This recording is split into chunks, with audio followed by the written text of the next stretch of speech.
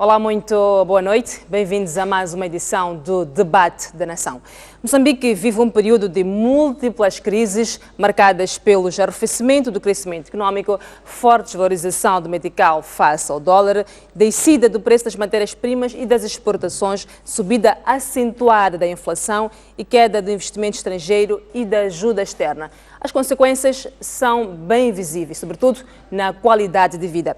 As saídas e as medidas imediatas para minimizar os impactos a todos os níveis é o que vamos tentar projetar na noite de hoje, no Debate da Nação, com o tema Saídas para a Crise no País. Para tal, contamos com 4 panelistas, nomeadamente Tomás Seleman, que é mestre em Economia Política e Desenvolvimento, é também consultor em Economia, Finanças Públicas e Governação. A Adelino Buc está aqui a representar a CTA. A doutora Irael Lundia, pesquisadora do Centro dos Estudos Estratégicos Internacionais, e a Celeste Banz, é economista, está a representar o CIPA. Na plateia temos a ANGE, temos docentes do SCTAC, estudantes do IGRE e também do ESEG e também a APME. A todos, muito bem-vindos ao Debate da Nação.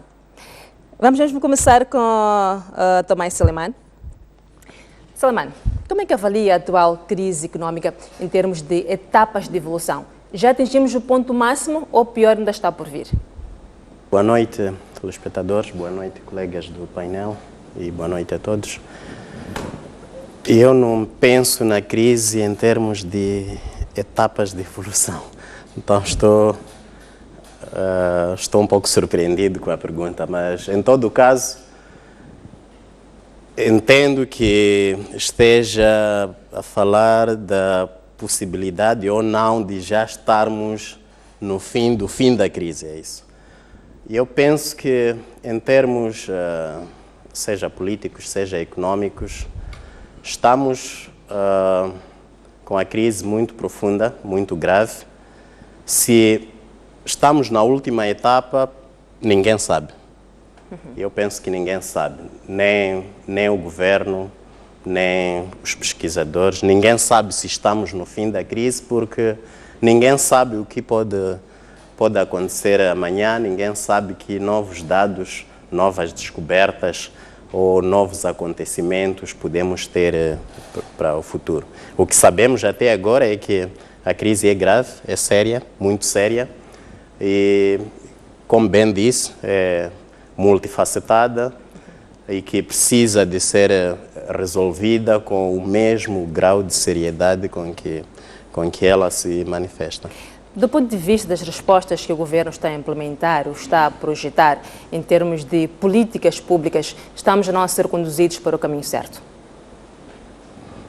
Qual é a sua percepção? Eu penso que não, porque desde que a crise eclodiu não vi nenhuma mudança na política pública. Vi revisão do orçamento, sem muita substância, sem muito impacto na estrutura econômica. Na verdade, foi mais revisão numérica do que revisão conceptual de política econômica do Estado. Não aconteceu ainda nenhuma reforma do Estado, no que eu tenha visto, não houve nada. Em termos de política pública no geral, não vejo nenhuma alteração na política econômica, na política de educação, de saúde, de exportações.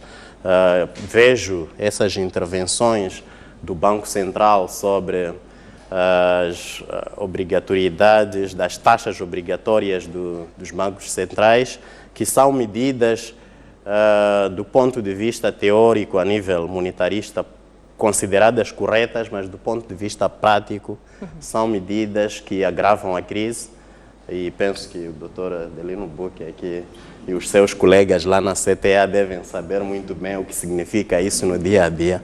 Acho que ele vai falar, mas do que eu acompanho, são medidas que agravam a crise porque degradam as condições de vida, pioram a deterioração do poder de compra das pessoas e das empresas, criam mais dificuldade às empresas para importação, porque têm mais dificuldade de acesso a divisas, e por aí em diante. Em resumo, são medidas que, em vez de ajudar o país a sair da crise, até agora o que tem feito é afundar ainda mais o país. Então não vejo medidas conducentes à saída de crise enquanto tal.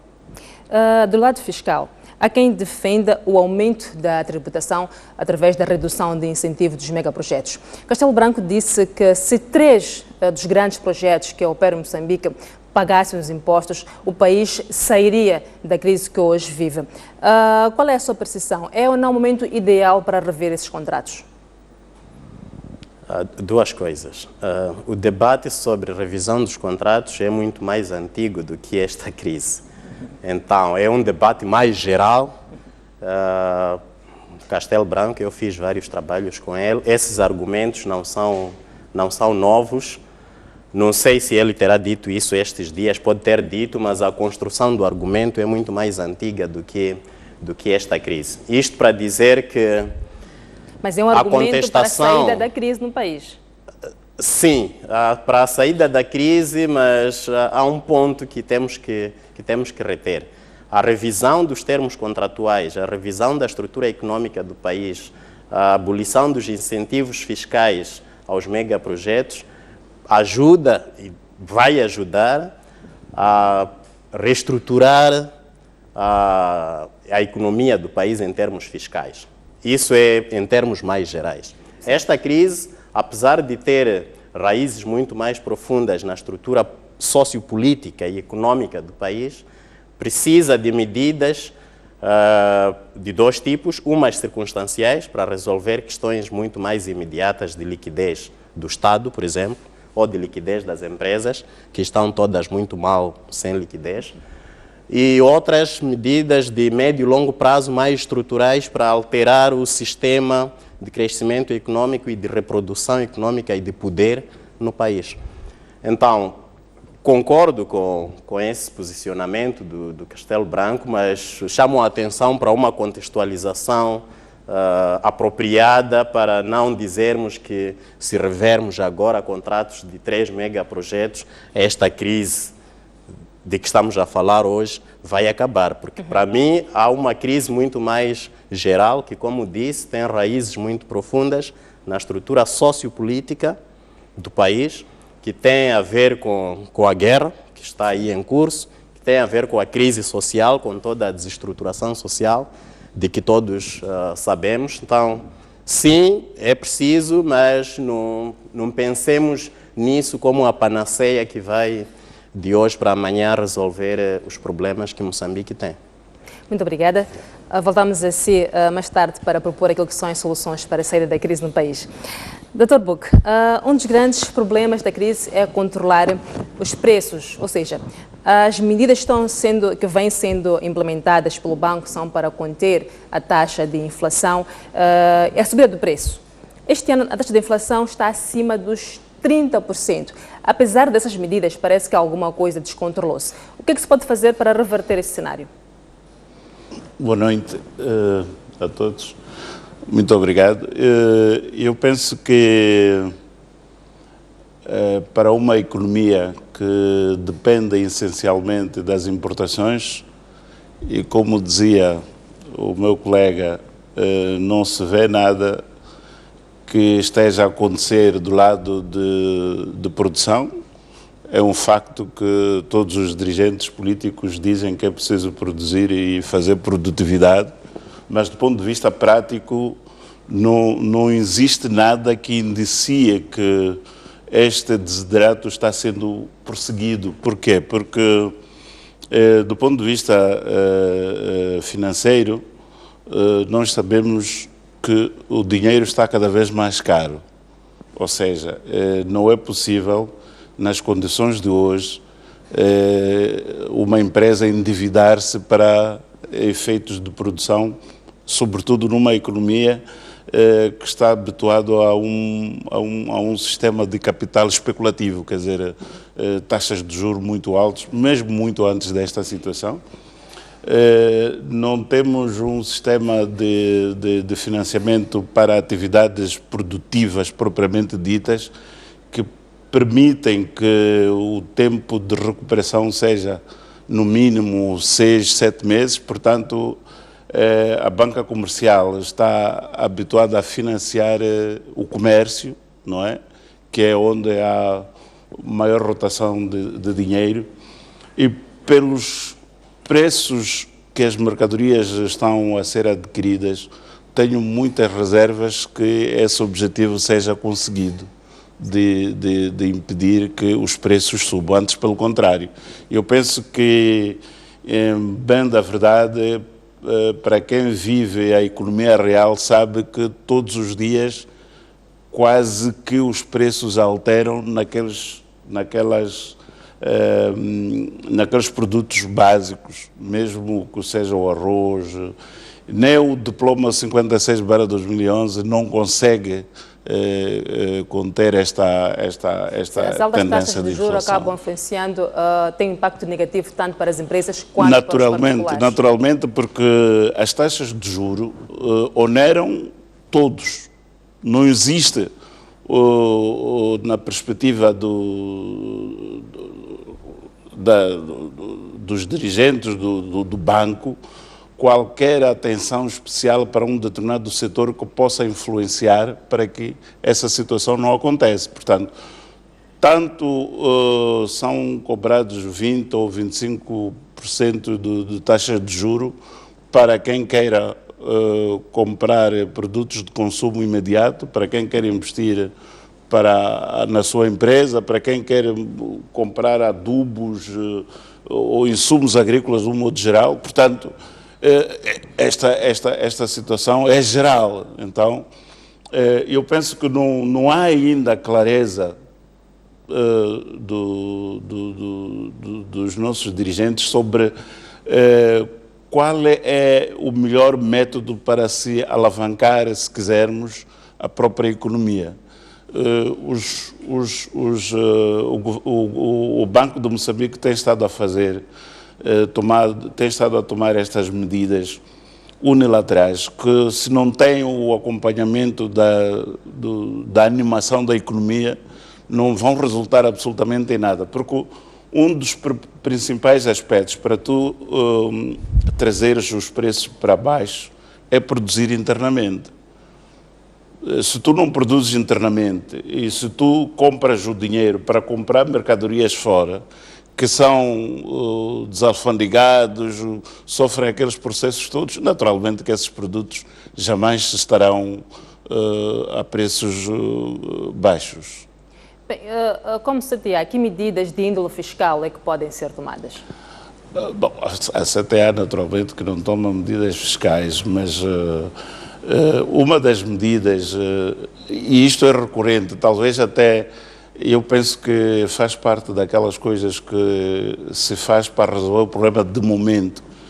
Uma das medidas neste momento que pode ajudar, se calhar, a trazer os preços para níveis aceitáveis é a autoridade tributária fechar os olhos para a taxação dos bens que são importados, não é? E eu acho que esta é uma das medidas. Outra seria considerar, no âmbito do protocolo comercial da SADC, que todo o produto que é importado na região é da região. Portanto, sem precisar que tenha certificado de origem que lhe dá esse estatuto para que não tenha, para que não sofra esta questão da pauta aduaneira.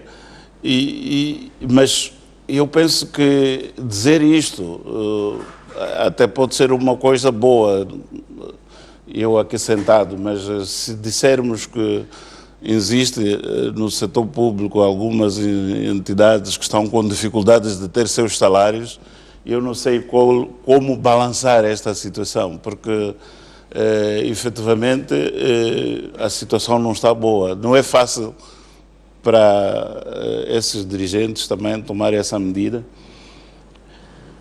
A única coisa que eu penso que poderia nos ajudar, mas isto é médio e longo prazo, é de facto haver uma política económica clara e objetiva. O que é que nós queremos? Por exemplo, agora, nesta campanha agrícola, começa-se a falar da eleição de um produto para a produção nacional. Fala-se, por exemplo, de milho, mas fala-se de hortícolas. Mas hortícolas é um saco onde cabe muita coisa, não é? É difícil tu teres a certeza do que é que se pretende quando eu digo hortícolas. Eu estou a falar de muitas coisas. Então, também aqui, se calhar ainda não há objetivamente capacidade de dizer, olha, produtos essenciais para a nossa produção, vamos apostar o milho, o feijão, mandioca e outras coisas que resolvam problemas imediatos das pessoas. E não há esta capacidade, quer dizer, não há esta capacidade de dizer o rumo deve ser este. Porque se dizer que nós temos que produzir o milho, o feijão, se quisermos o tomate, é o sinalizar mais ou menos por onde deve caminhar a economia para que as coisas mudem. Mas eu penso que realmente há uma espécie de confusão, e eu penso que até os dirigentes devem ter sido apanhados em contrapé com esta situação. Estão todos confusos. Quando se vai ao comício, fala-se de produção e produtividade e ponto final. Como é que se alcança isso? Ninguém diz. O que é preciso produzir? Ninguém diz. Como fazer? Ninguém diz. Há dias atrás, é um dado muito interessante, que pela primeira vez ouvi o Diretor Nacional da Agricultura a falar do quanto é difícil fazer a produção de batata. As condições, a partir de aprovisionamento de sementes, de conservação da própria batata, o processo de tratamento da própria cultura, etc, etc. Mas há uns 6 meses atrás, falava-se de batata como se fosse uma cultura que tu atiras a semente e está ali a germinar. Então, quer dizer, estas coisas devem ser tratadas com alguma seriedade, não é?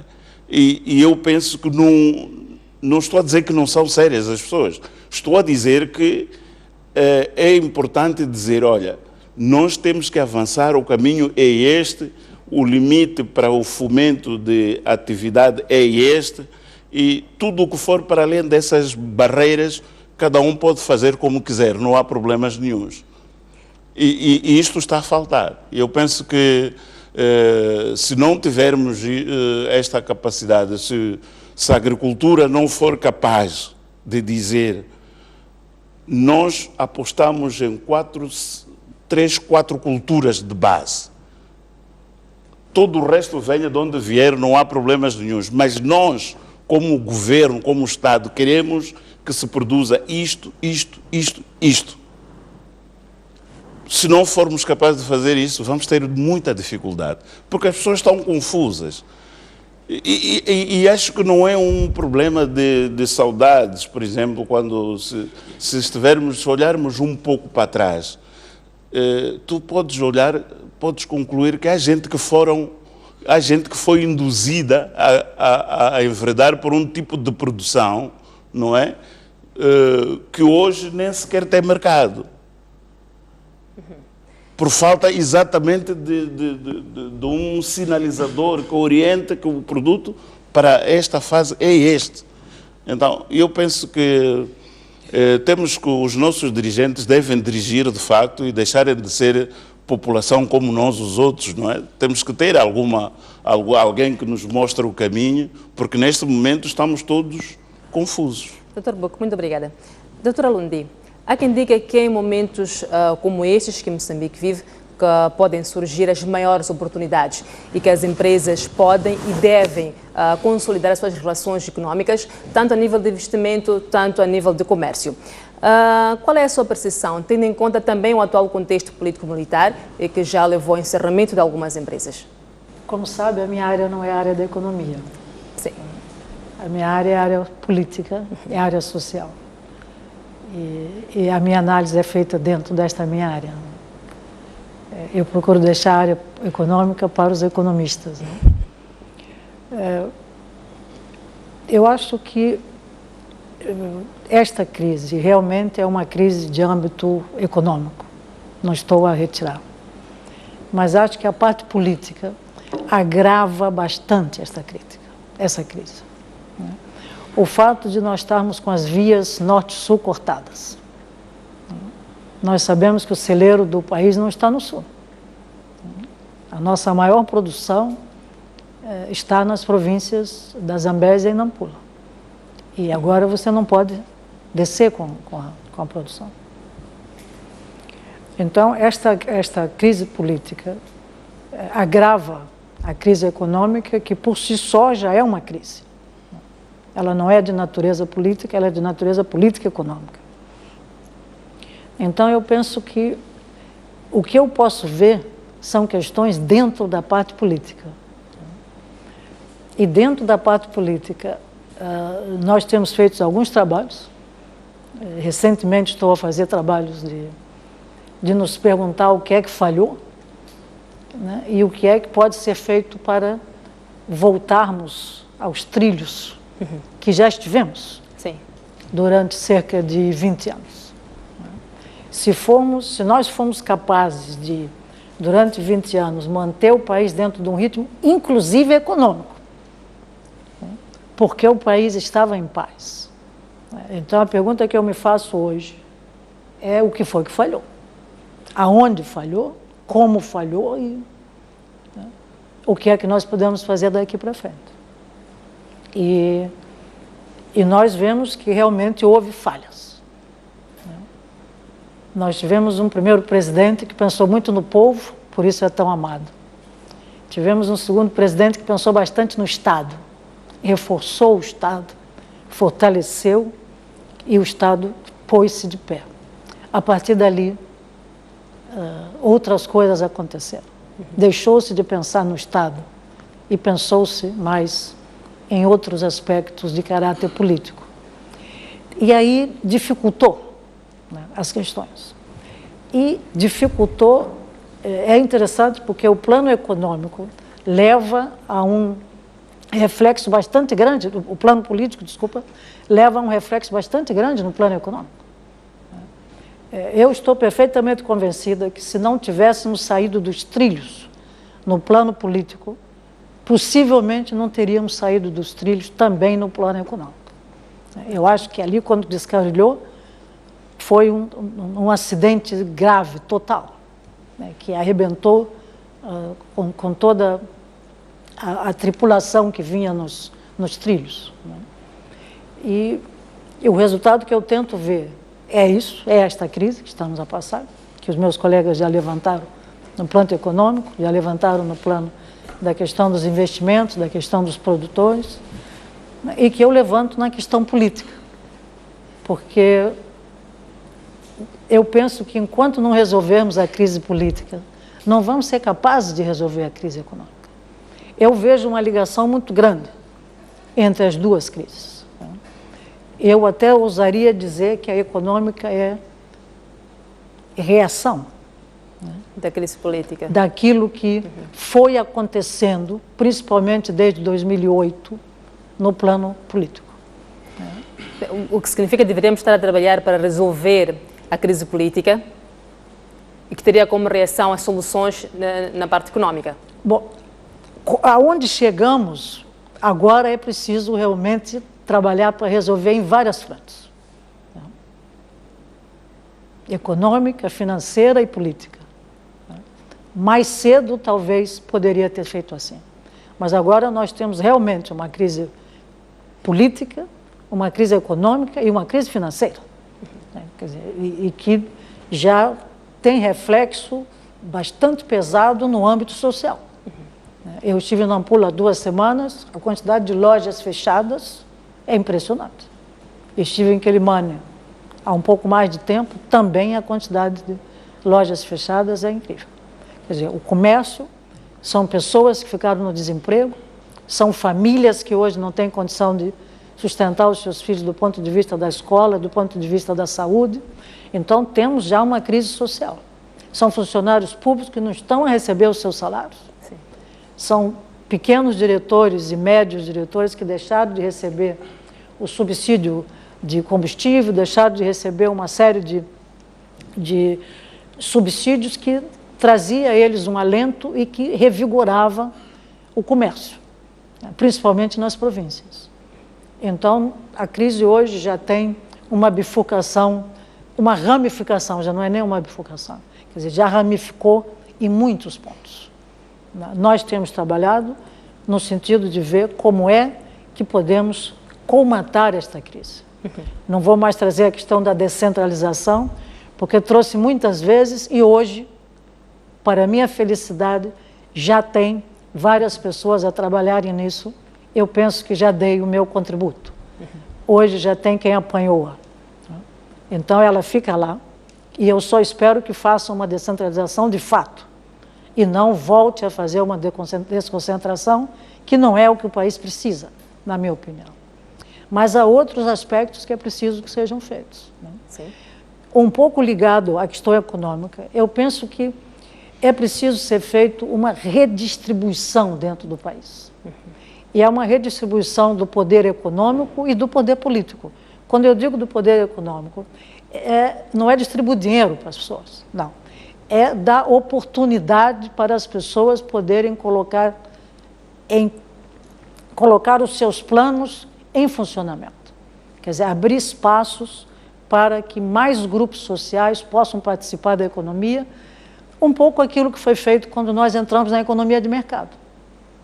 Um grupo entrou e hoje está aí, né? São os empresários. Né? Mas tem muita gente que não entrou e que até hoje tem as portas bloqueadas. Então, essa redistribuição, eu penso que é necessário, não só do ponto de vista de grupos sociais, mas também do ponto de vista de regiões. Nós temos regiões que são bastante negligenciadas. E negligenciados nessas regiões também são grupos sociais. Então, eu penso que está na hora de pensar que o país tem 25 milhões de habitantes, não tem 13, não tem 12, tem 25 milhões. Então, todos são moçambicanos e todos devem ter a mesma oportunidade de poder fazer aquilo que acha que tem condições de fazer, por exemplo, comércio, por exemplo, apanhar as licitações do Estado, etc, etc. Quer dizer, é preciso que a gente tenha maior inclusão.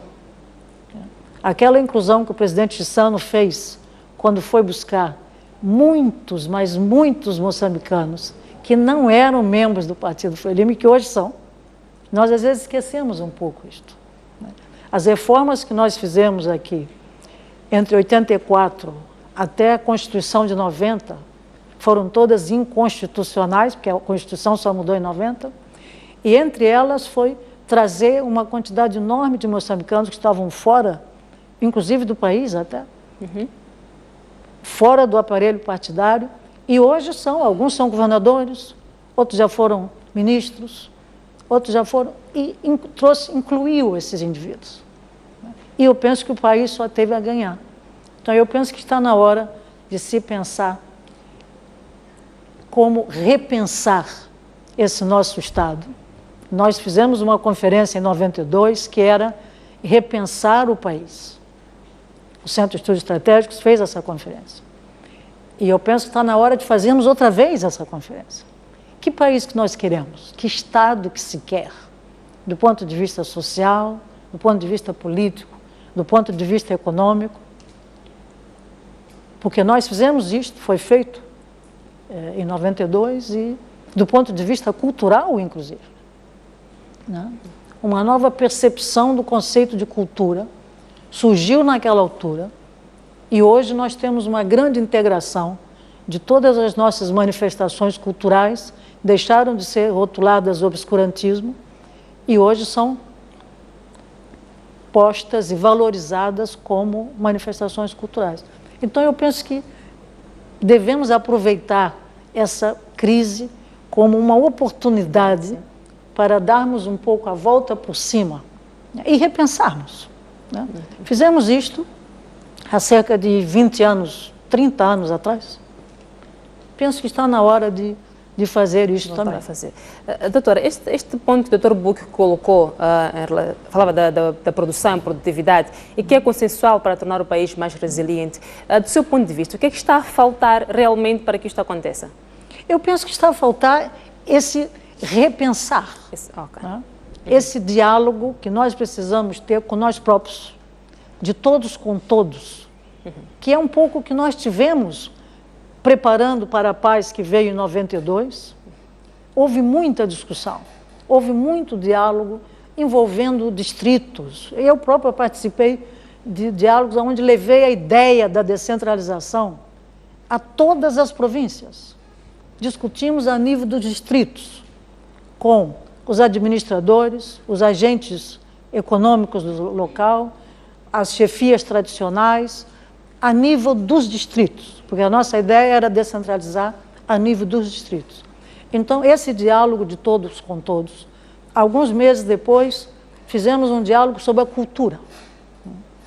O que é a cultura moçambicana? Me lembro perfeitamente disto. Uma conferência, toda a participação de grandes massas da população.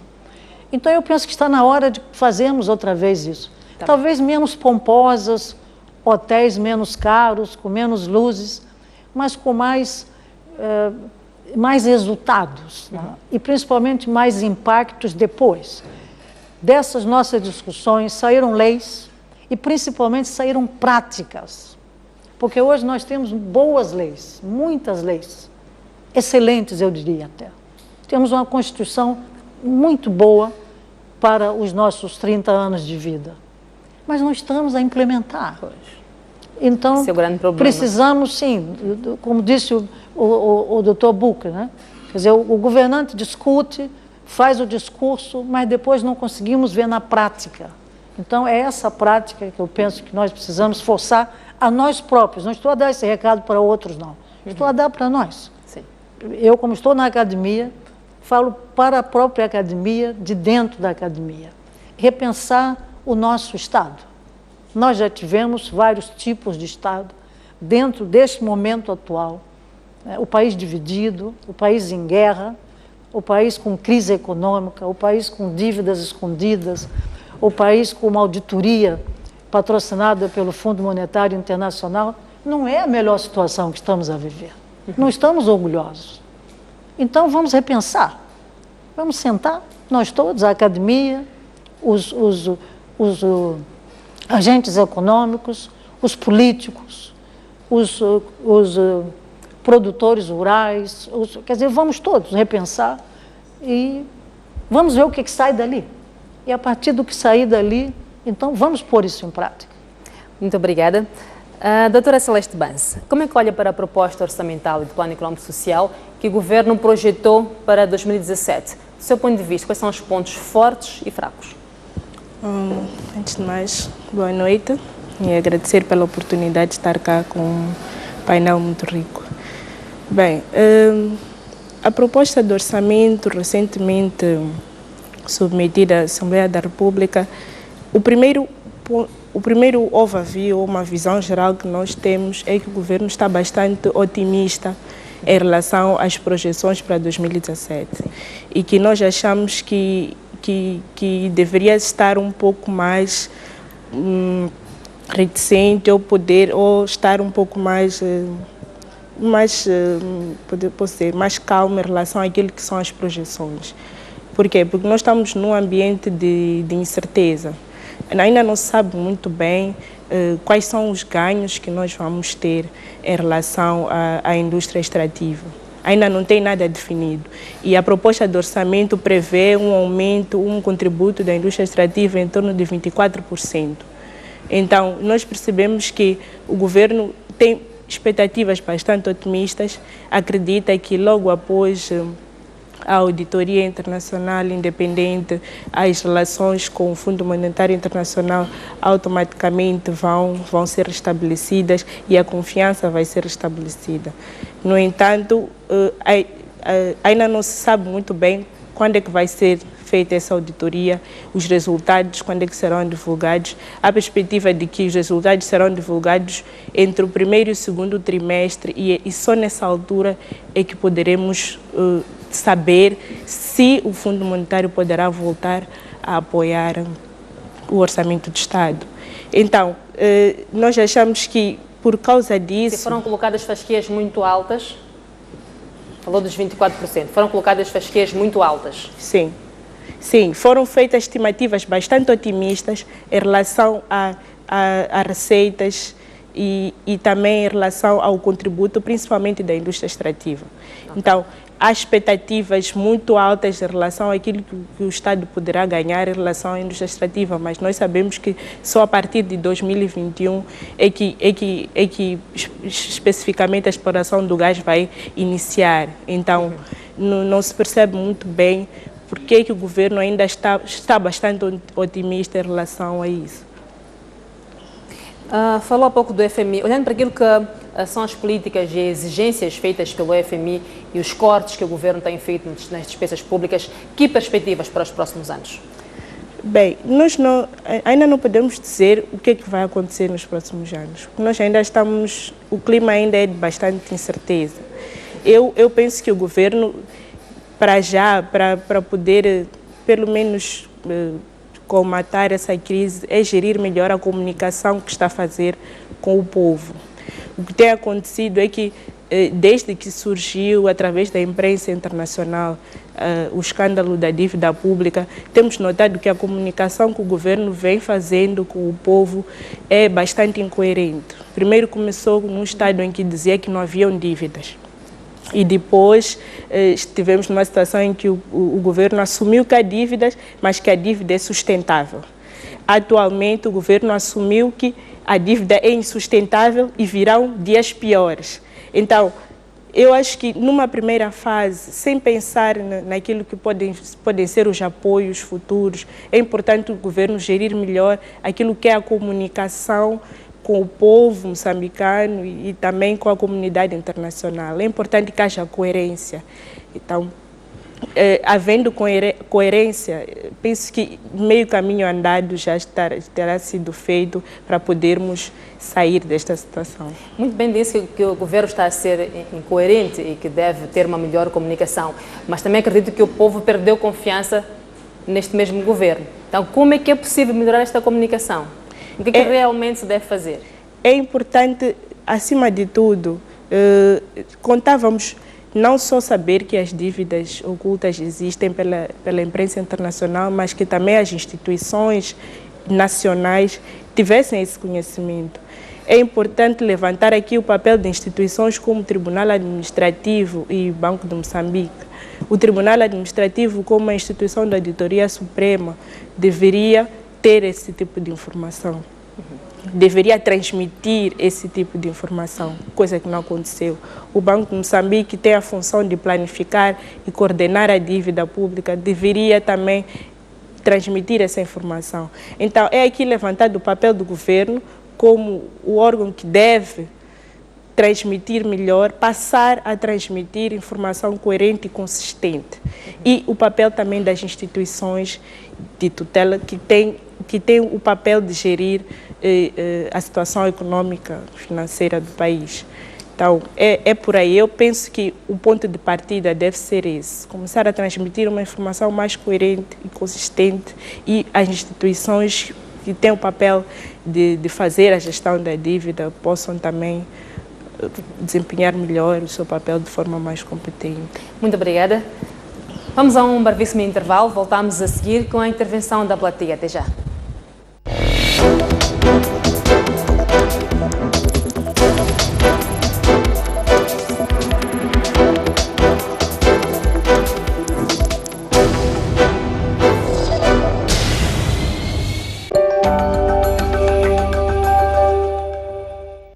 Nosso compromisso é com as pessoas, os fatos e as suas implicações, mas não ignoramos as causas, os custos, as razões e as responsabilidades. Estamos atentos aos nossos dramas, ações, conquistas e celebrações. Questionamos quem, onde, quando, como e, sobretudo, porquê. Mostramos no grande plano.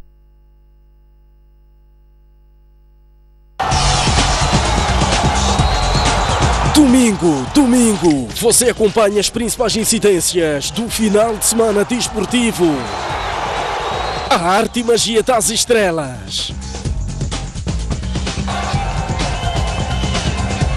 A festa e emoção.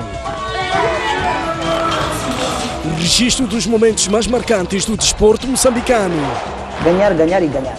Comentários fundamentados de figuras abalizadas e incontornáveis. Nós temos que estar ao nosso melhor nível. A gente tem que procurar alternativas. Tudo isto e muito mais no programa Ao Ataque.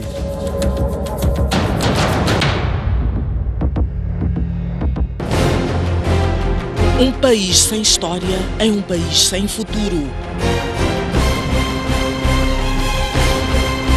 Um país sem cultura é um país sem identidade.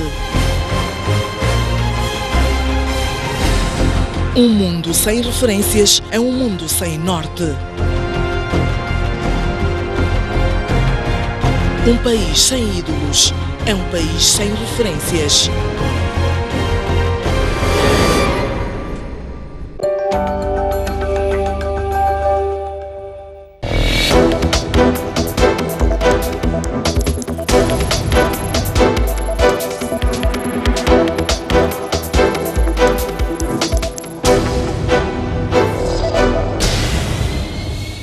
Estamos de volta ao segundo bloco do Debate da Nação e o tema desta noite é saídas para a crise no país. Vamos então à plateia. Bem, podem colocar questões aos painelistas ou então podem responder a seguinte questão. Que medidas se podem tomar ou que passos que podem ser dados para ultrapassar a crise que atualmente vivemos e que lições se podem tirar desta fase? Por favor, o nome. Boa noite. Sim. Meu nome é Dorca Missingo. Tenho a minha contribuição. E representa que instituição? É a Escola Superior de Economia e Gestão. Sim, muito obrigada.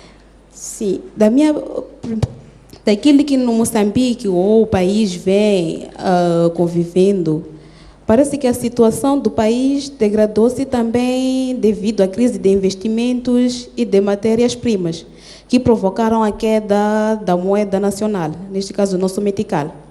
O Estado moçambicano continua a pagar os salários completos e tardiosos funcionários.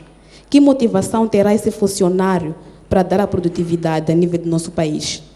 Chamamos nosso país de país independente, mas na verdade o nosso país ainda é dependente.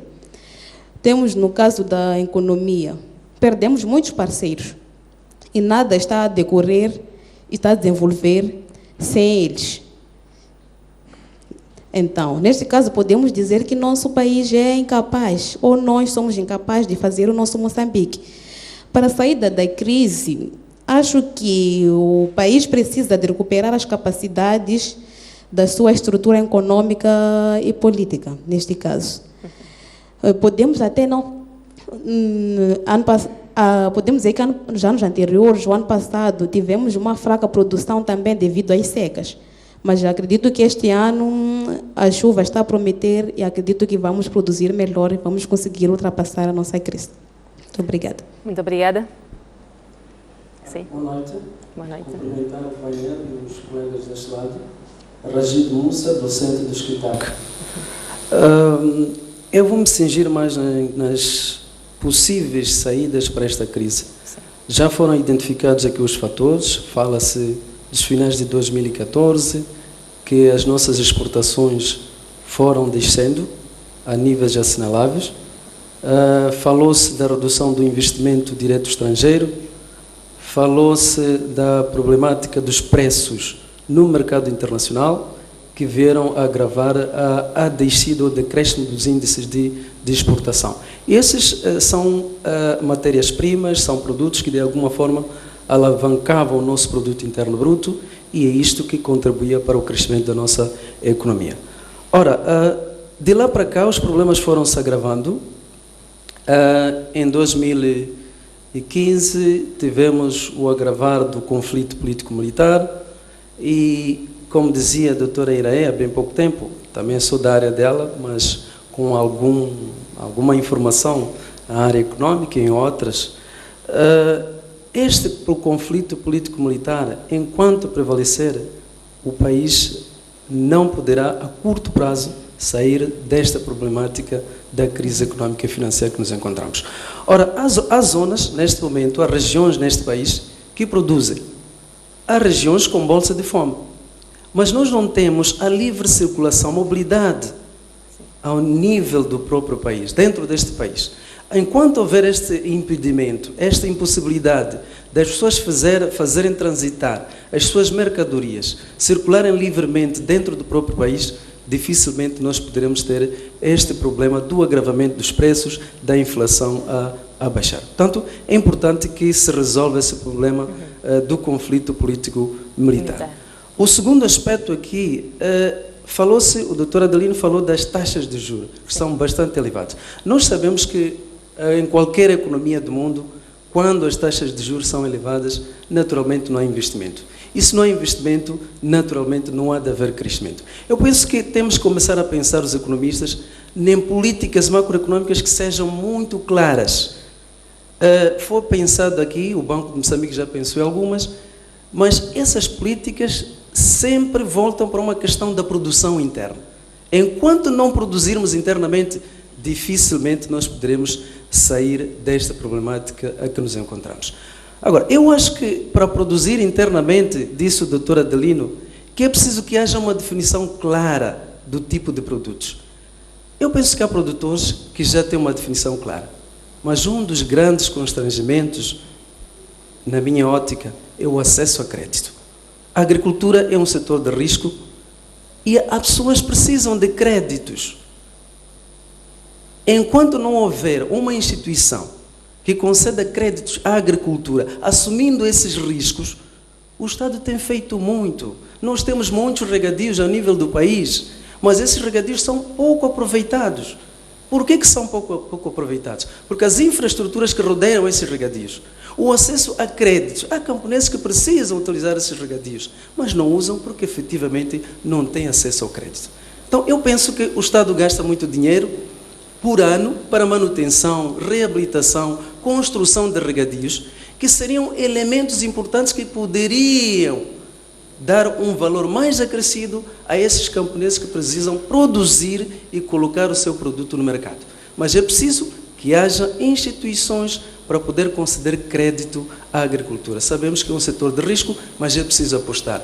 Tem-se dito muitas vezes que quem não arrisca, não petisca. Então é preciso que nós façamos isso, arriscar para poder um dia colher. Há risco, temos que assumir, temos que subsidiar, temos que fazer qualquer coisa para podermos ultrapassar o problema da crise.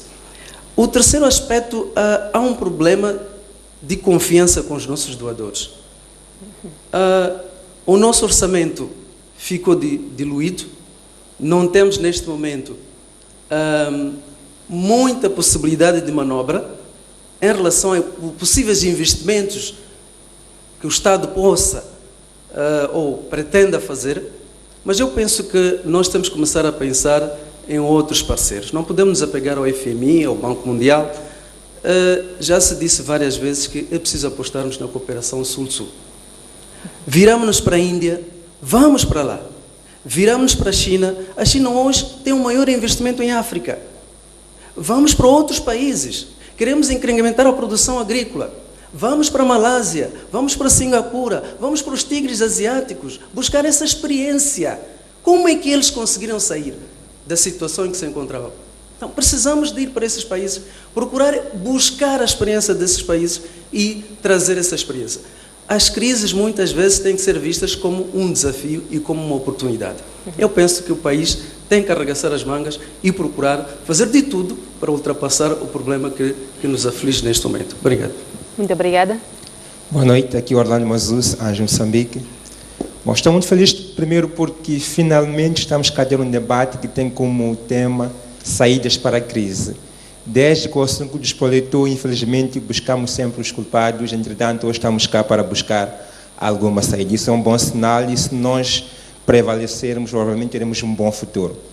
Bom, eu penso que a questão da crise está a ser debatida a nível da superfície ou do topo. E desta forma nós não vamos conseguir trazer a solução. ouvimos sempre que a agricultura e tantos outros aspectos podem ser preponderantes para que o país saia desta situação. Mas eu falo com o empreendedor, não ouvi em momento algum falar que o empreendedorismo, por exemplo, pode ser uma saída para a situação do nosso país. Temos exemplos claros de países como o Peru, que viveu um período de crise muito mais grave ou agravado que o nosso país, mas que conseguiu compreender que não era possível sair da mesma crise sem que pudesse se pensar no jovem empreendedor como uma saída.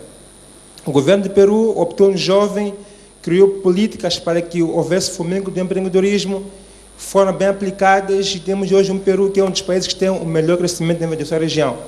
Mas, infelizmente, no nosso país, não olhamos para nós jovens empreendedores como uma espécie de um balão de ar para a nossa economia. Como eu dizia no início, estamos sim a debater o problema a nível do topo ou do fruto e devemos voltar à raiz. Eu sou da opinião que, se existe alguma crise em Moçambique, quer político-econômica, estamos a assumir que esta mesma crise, quer a dívida pública, quer que seja, são originadas por pessoas. Portanto, se nós conseguirmos ter pessoas que, acima de tudo, tenham valores, que tenham o povo como prioridade, este tipo de acontecimento não vai mais suceder. Temos que assumir que não vamos conseguir ter um Moçambique melhor se os nossos moçambicanos não estiverem melhor. Portanto, a solução passa por nós, como pessoas, moçambicanas em particular, compreender que este é um país que é formado por pessoas e devemos, como pessoas, pensar também nas pessoas e olhar para nós, os jovens, como pessoas ou empreendedores que vão dinamizar a nossa economia através de criação de políticas claras que fomentem o empreendedorismo. Falo, por exemplo, digamos que de facilidade para importação, redução de algum imposto para empreendedores. Isto não está a acontecer agora.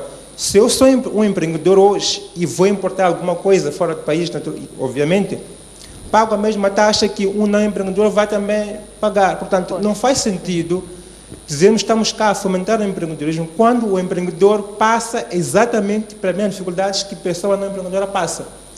Que o governo pense, ou quem de direito pense, sim, realmente estamos em crise, mas desta crise podemos tirar uma boa oportunidade de agarrar em todos os jovens moçambicanos que está disposto a empreender, criar ferramentas facilitadoras desse movimento de empreendedorismo, através das quais vamos conseguir criar mais postos de emprego. Porque eu penso que ainda que nós consigamos sair da crise, continuamos tendo o desemprego como um grande problema para o nosso país.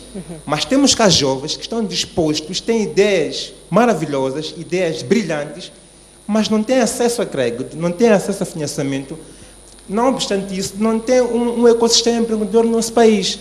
Portanto, que pensam também nós, como jovens, não queremos dinheiro de ninguém, queremos só que crie facilidades para nós como empreendedores. Queremos que haja alguma isenção para nós como empreendedores. Nós, jovens da ANJA em particular, estamos prontos para ajudar o governo a sair desta crise, por meio dos nossos empreendimentos. Obrigado. Muito obrigada. Boa noite, Onésimo Singa, representante da ANJA. Antes de dar o meu contributo, gostaria de deixar aqui uma máxima de Albert Einstein. Ele diz o seguinte: a crise é a maior dádiva que pode acontecer às pessoas e aos países, porque a crise traz progresso. A criatividade nasce da aflição, assim como o dia nasce da noite. É na crise que as invenções, as descobertas e as grandes estratégias nascem. Eu quero crer que esta crise é uma oportunidade para todo o povo moçambicano, mas, do ponto de vista político, eu julgo que tem que existir uma liderança efetiva que possa estar focada em políticas criativas e ativas. Acima de tudo, ao invés de termos políticas, discursos belos, precisamos, antes de mais nada, andarmos na ação, na atitude. É o que nos falta hoje. Se nós consideramos que a agricultura é a base do desenvolvimento do país, é preciso que crie-se condições, incentivos que possam levar a agricultura de modo que possa incentivar outros setores. Como é que nós vamos considerar a agricultura como a base do desenvolvimento do país se não são criadas as vias de acesso, se não são criadas as indústrias que podem servir para extrair os produtos que são criados na agricultura? Quero concordar também com Orlando que é preciso que se invista nos jovens, porque nós somos a massa ativa, a maior parte da percentagem da população moçambicana é jovem. Assim sendo, se nós investirmos nos jovens de hoje, é provável que nós possamos ter um país que trabalhe naquilo que vai ser o futuro do nosso país, de uma economia desenvolvida. É preciso que nós possamos adotar a cultura daquilo que nós queremos alcançar. Não é possível que possamos ter um desenvolvimento socioeconômico se na academia não se fomente políticas ligadas à criatividade, ligadas à produção. E é preciso que também se incentive a produção interna e o consumo daquilo que nós possamos servir. E isso parte, sim, da mudança da nossa forma de pensar, da nossa forma de ser. Então, aqui estou a recorrer à ideia de repensar naquilo que nós queremos ser e naquilo que nós podemos fazer. É claro que se a crise nasceu aqui em Moçambique, então nós próprios temos a capacidade para resolver essa crise.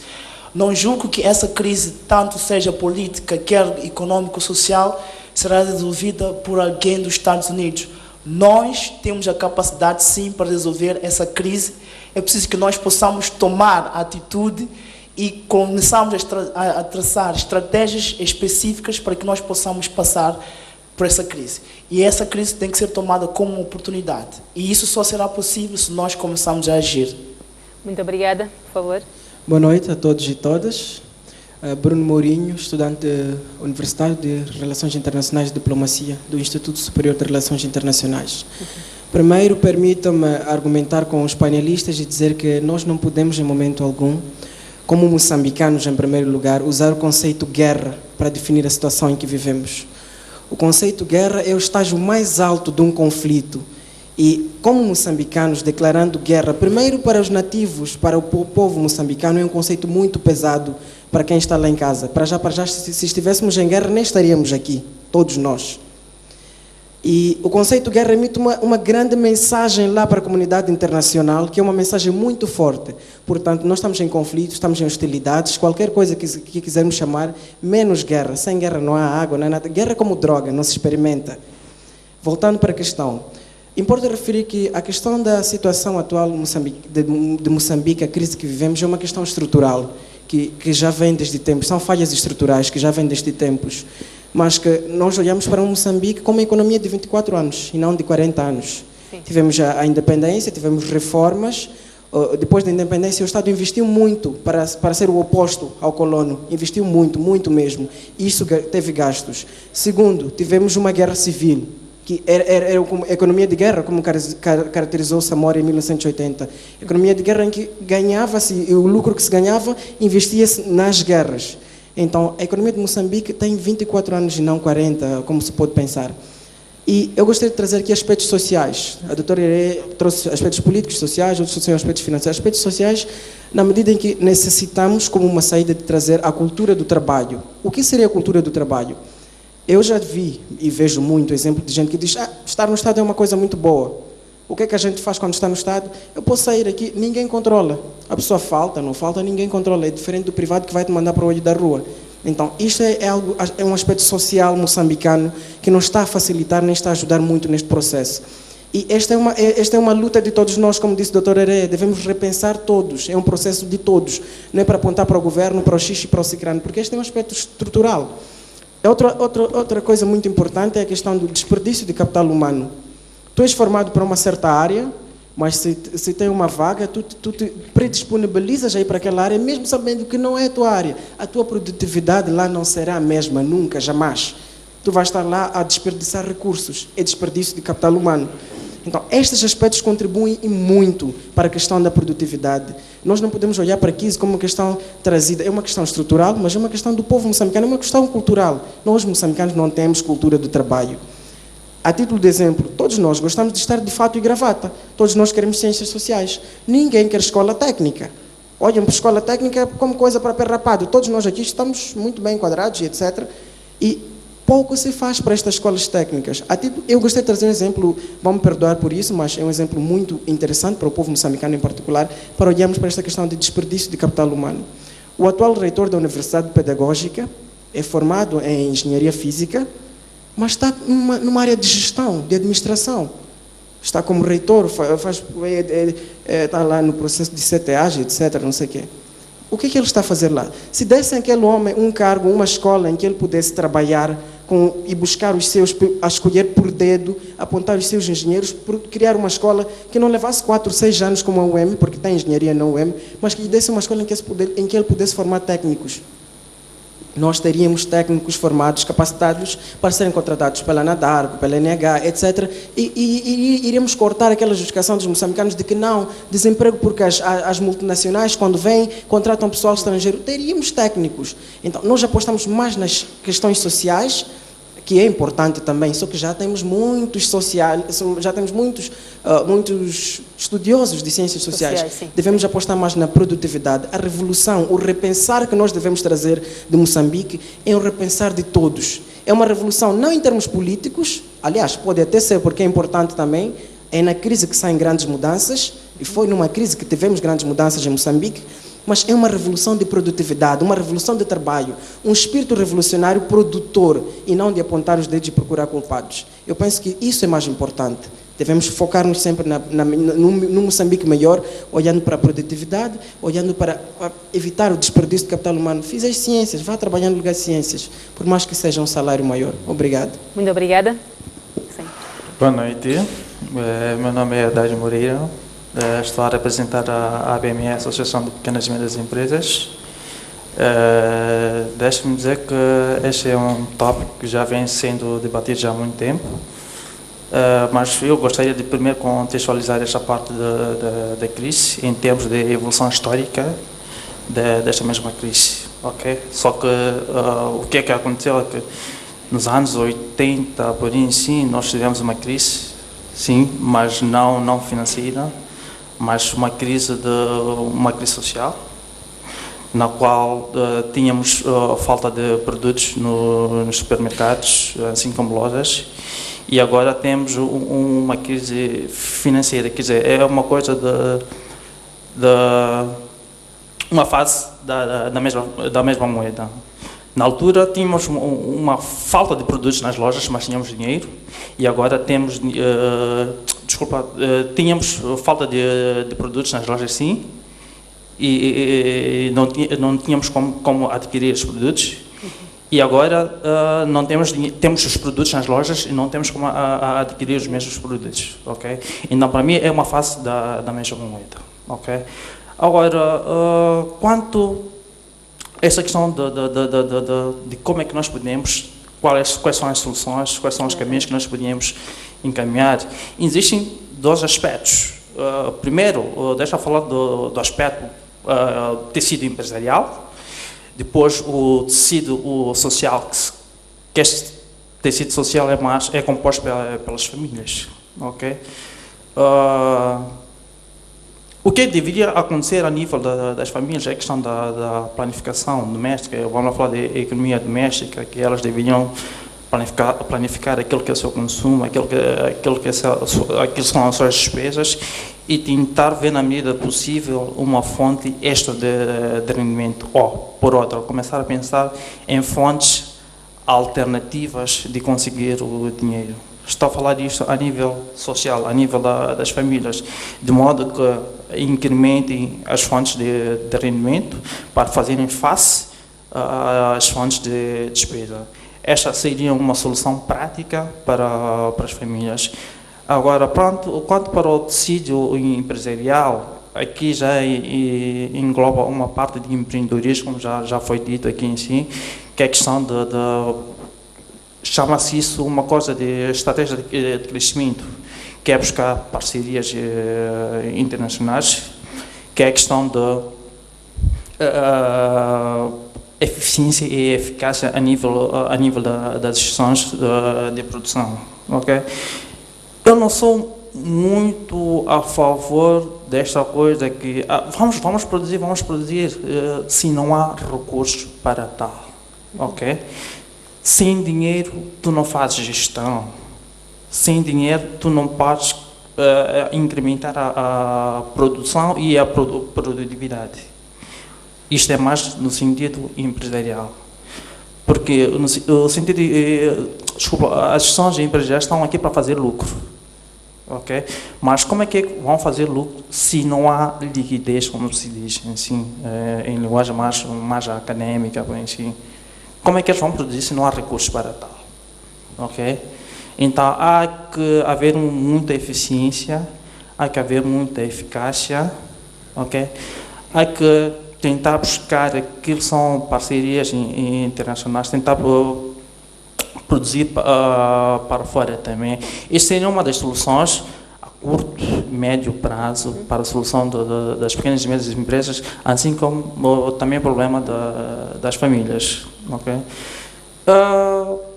Existe um ciclo na economia em que engloba o Estado, não, o governo, o setor privado e a sociedade.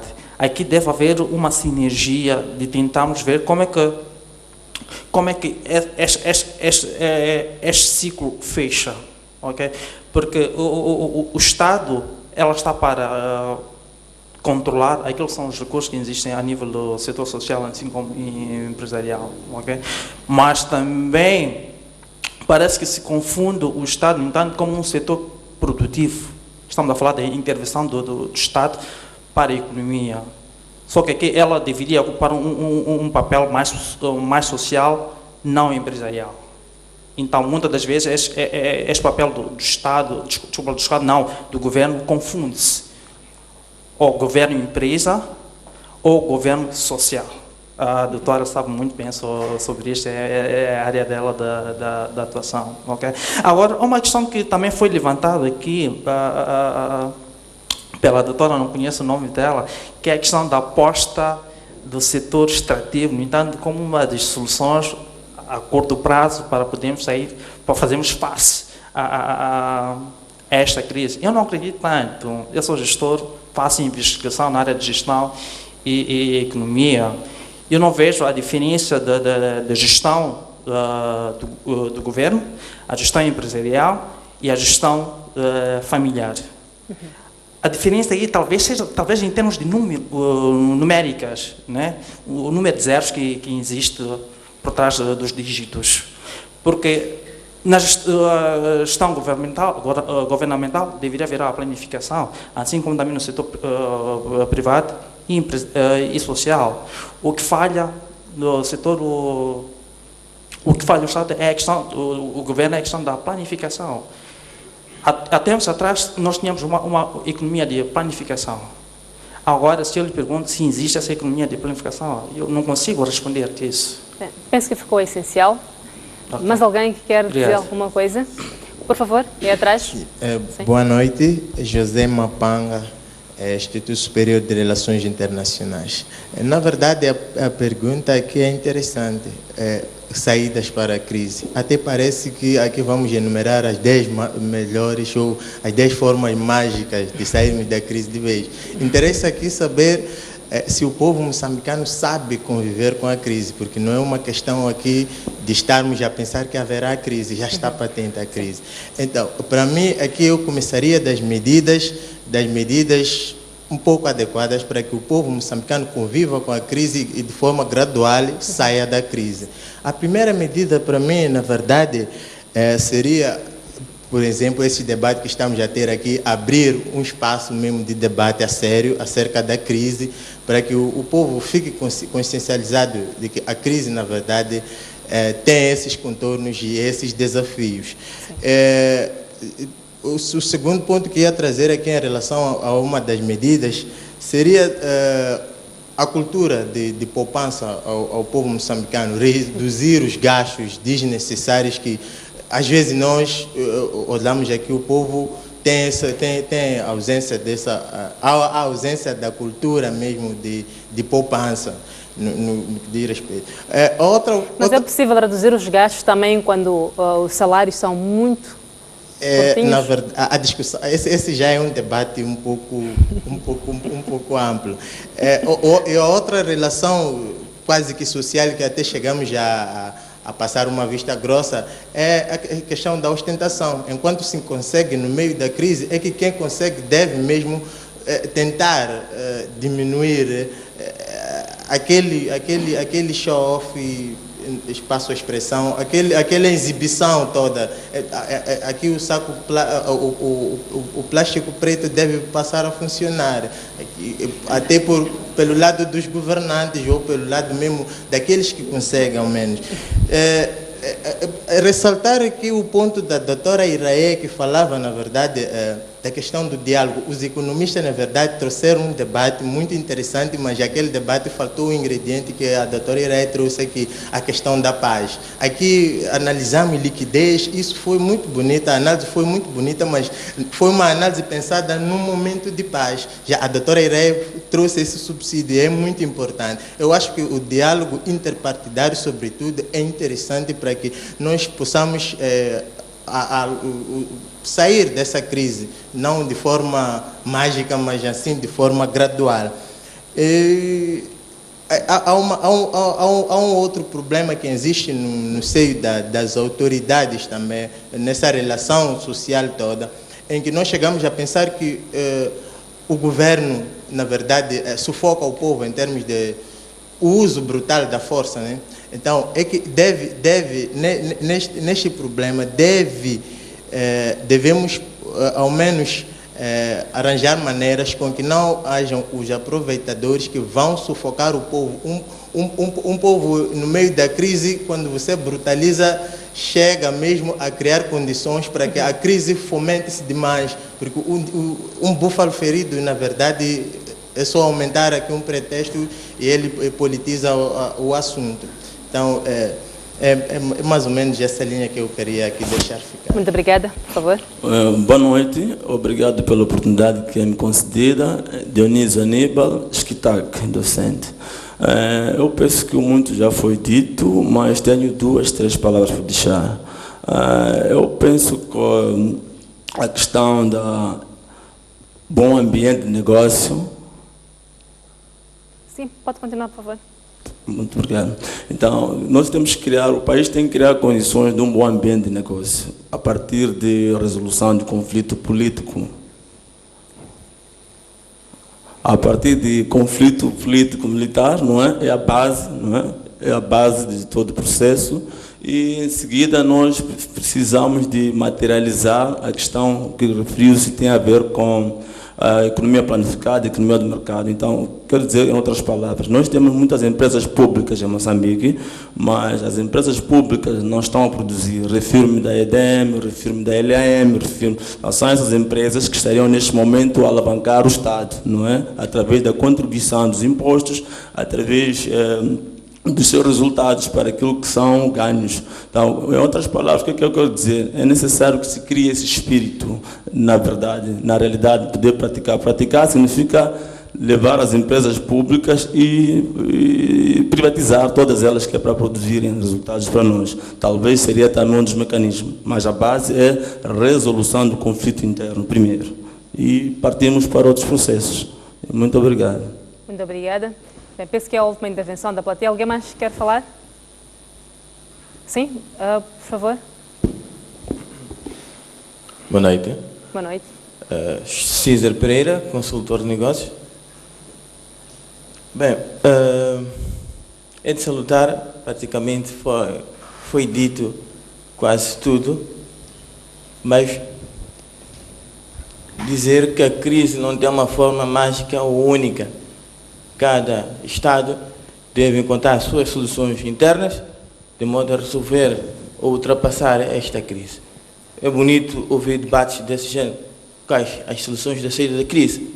Praticamente só se levantou o problema da crise. Estamos no estágio de solução. Acho que é pertinente, porque o próprio conceito de crise é mal interpretado por muita gente. Muita gente, quando pensa em crise, olha, são as dívidas ocultas. É uma parte da crise. Não é unicamente o único fator. Dizer que, para podermos sair dessa crise, eu ia indicar alguns pontos internos que nós temos. Primeiro, é a questão da tensão política. Temos que resolver. Nenhum investidor vem em qualquer país em estágio em que nós vivemos de tensão. Não vou mencionar guerra, porque acredito que nós estamos nesse estágio. Mas essa tensão assusta muitos investidores. Eu lido com eles e tenho ouvido muitas das reclamações de não investimento, da não vinda, a questão da atenção. Também devemos olhar para a questão do ajustamento da própria inflação, que é altíssima, está em torno de 30%. O ajustamento das taxas de juros, na verdade, são taxas apaixonantes. Acredito que as medidas, não sei se são acertadas, mas implementar políticas de empreendedorismo com essas taxas, não sei se terá resultado algum. É preciso ajustar essas taxas de modo à realidade, porque o custo de dinheiro está alto. Olhar também para algumas medidas de, chamaria de contenção de gastos, tanto públicos como também gastos de poupanças familiares. Muitos aqui que me intervieram disseram: não temos cultura de poupança. Isso é verídico. É preciso termos a querer dizer que existe. É mentira, porque nós... Bem, eu vou... aqui falou-se muito a levar da crise em debates de redes sociais, como nós estamos em debates. Será que essa informação inerente à crise? Eu acredito que as pessoas têm nós temos... É preciso mesmo esclarecer muito bem, consciencializar muito bem. Tocou o assunto da comunicação. Sim. Eu vou um pouco de econômico, que se encontra, não é, nas zonas de como estão se a comportar. Porque o que é isso de inflação? Até que ponto a inflação? Vamos já ver, em algum momento já passou a crise. Porque viu que a crise, como ultrapassar essa medida? Eu acho que a CTA podia criar um protocolo, forma o detalhe, a interferência, ou seja, a influência dessa crise, os produtos, os bens que possam ser comercializados. Chegamos com uma proposta para o governo. É preciso partir. O que é que nós colocamos contra a proposta ao governo? É preciso essa nossa situação de crise. Obrigado. Muito obrigada. Doutora Celeste Bance, Fundação Sul-Sul, empreendedorismo, fala de cultura de trabalho, entre outros. Por favor.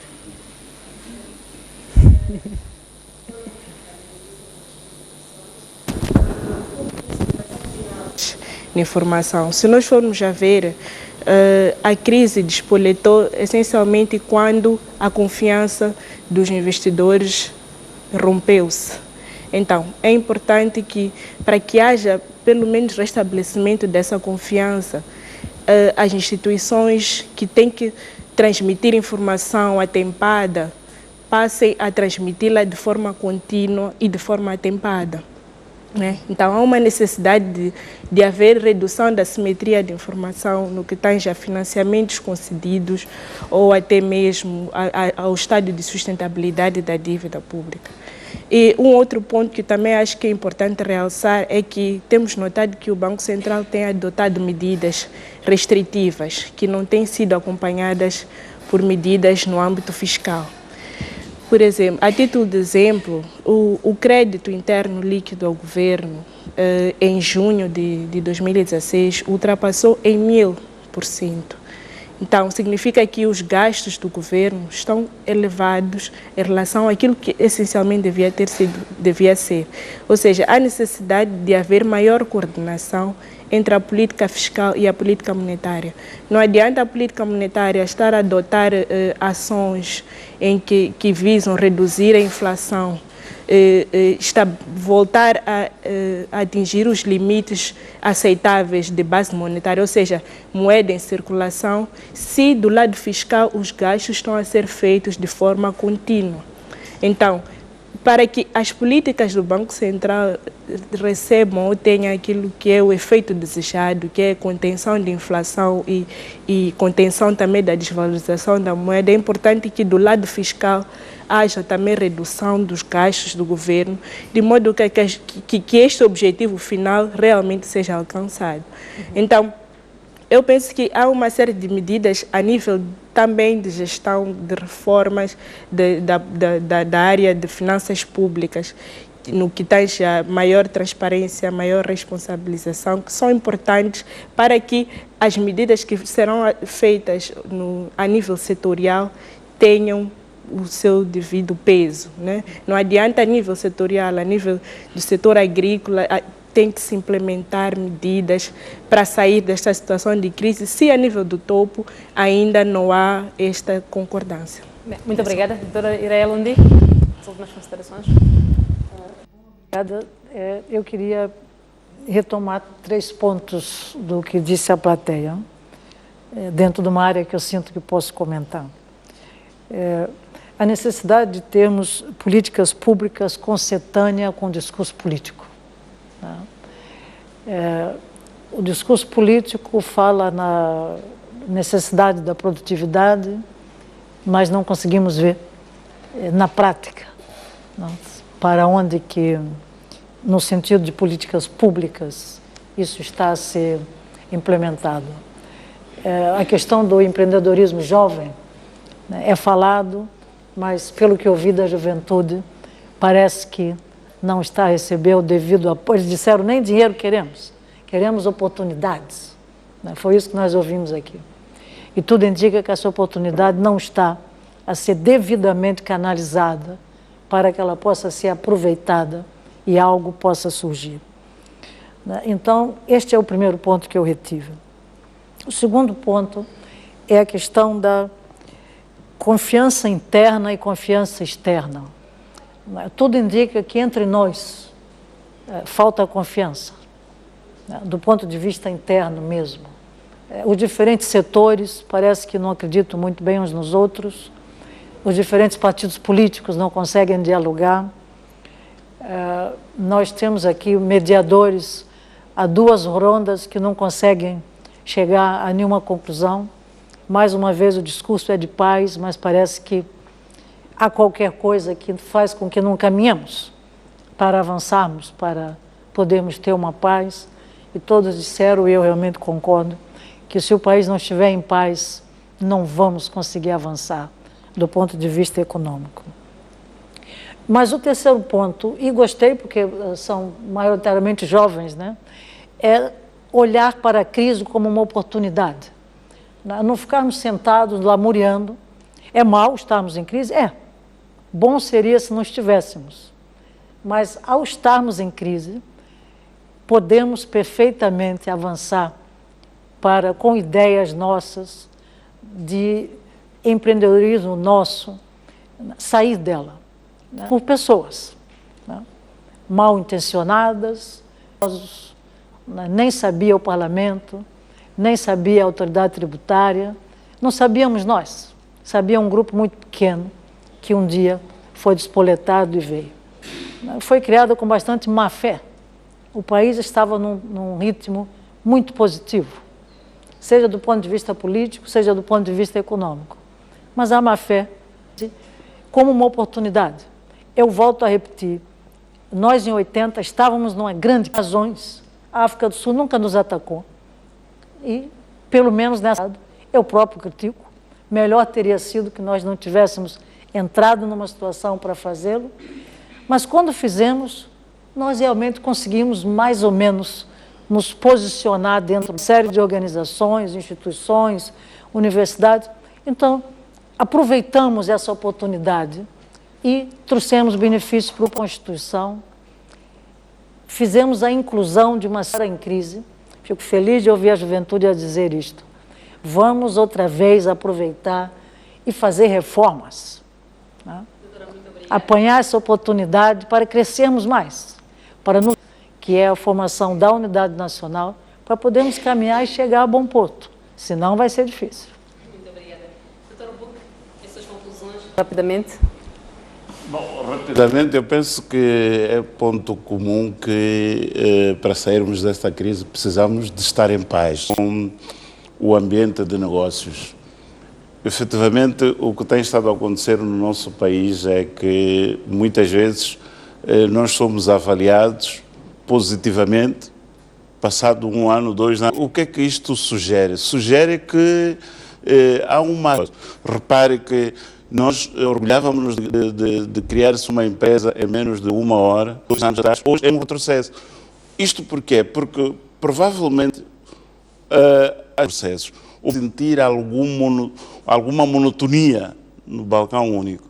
As coisas repetiam-se, dinâmica, etc, etc. Eu penso que esta questão da paz, esta questão do ambiente de negócio que foi bem dito, esta questão do custo do dinheiro para a produção, são elementos, quanto a mim, essenciais para que possamos sair desta situação.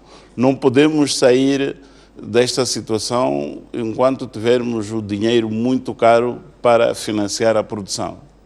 Bem, muito obrigada. Dr. Suleiman? Obrigado. Houve contribuições muito ricas e aspectos muito complexos. Acho que não podemos esgotar aqui o debate todo.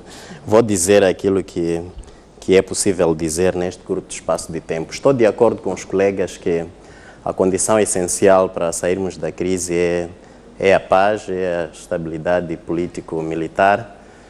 E eu considero que, ao contrário do que pensa a professora Iraé, nos últimos 20 anos o país não estava nos caris política e economicamente.